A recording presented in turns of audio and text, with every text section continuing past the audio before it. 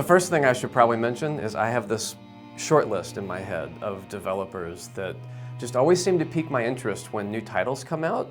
Chinese Room's right at the top of the list for me. I mean, all the games have always been so unique and so much fun to play. I've been a long-time fan of Jason's work, and I actually had the opportunity to listen to him at a talk he gave at GDC back in 2019. And then Fran said, oh yeah, did you know he did this score for this game called Moss, which is like a completely different thing, which is much more sweet and harmonic and sort of melodic, and it's because of that range we thought, yeah, we're not only doing scary music, we're not only trying to scare the player, there's other emotions we're also trying to evoke. So we needed someone who could walk that very fine line that we're trying to achieve. Yeah.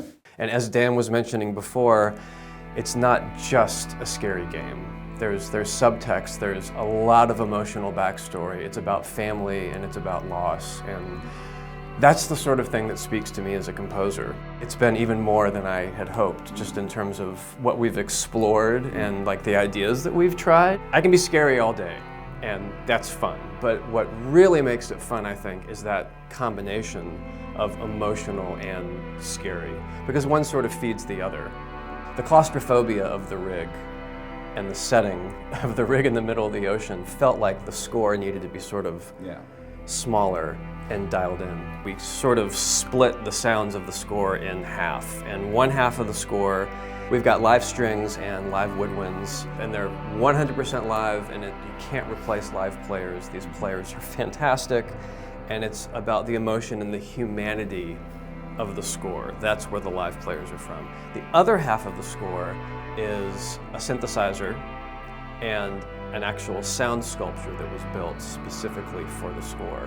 And they are about as non-human and non-emotionally tender or sensitive as you can get. It's the opposite end of the spectrum.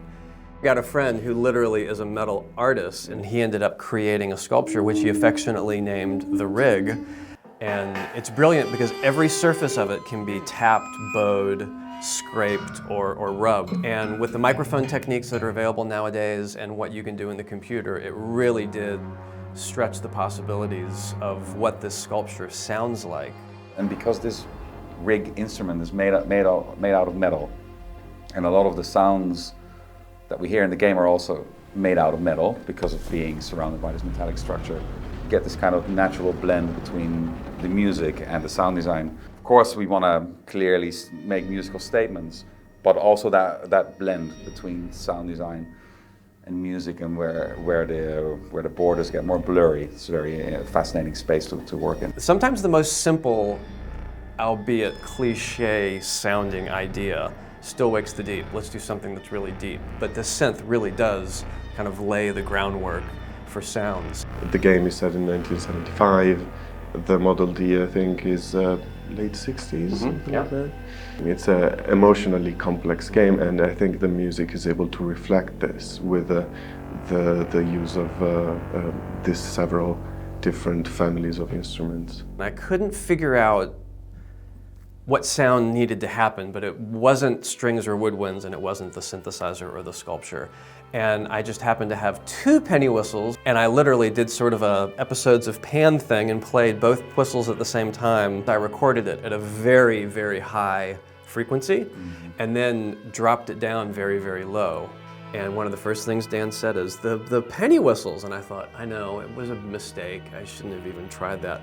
I really love the penny whistles, he said. I remember asking you, like, what is that sound that you did? Because I couldn't figure out what it was, but I mean, I loved it, but there was something otherworldly about it because of how you had recorded it. That's the sort of thing where collaboration really makes all the difference in the world.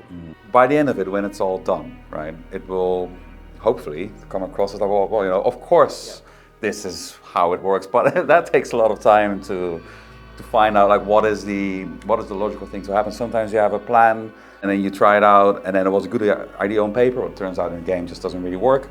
And I think that's where we're currently at in this part of the process. There's a lot of music written, and now we have a really good opportunity to figure out where things go. And this game, I think, is going to be another fantastic entry in the Chinese Room catalog, because it does all those great things with music and story and character that the previous games have done, but we're doing, of course, another sort of twist and another interesting slant and what I think is a really, really original score for any sort of game, but especially for a horror game.